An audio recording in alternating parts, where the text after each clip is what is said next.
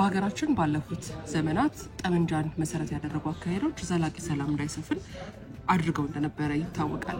የዕለት ተዕለት እንቅስቃሴ ከማወኩም በላይ የሰላም እጦት ለሀገር ትልቅ ኪሳራ እንደሆነ እየተመለከትናቸው ያሉ ጉዳዮች ማስረጃ ናቸው።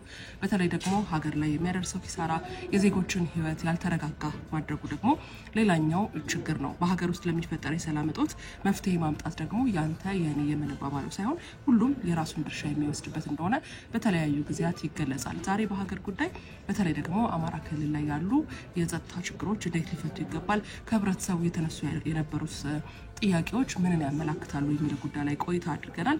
ይህንን የሰላም እጦት ለመፍታት የሀገራዊ ምክክር ኮሚሽን፣ የሽግግር ፍትህና ዲዲአር የራሳቸውን አስተዋጽኦ እንዳላቸው በባለሙያዎች የተነሳ ጉዳይ ነው።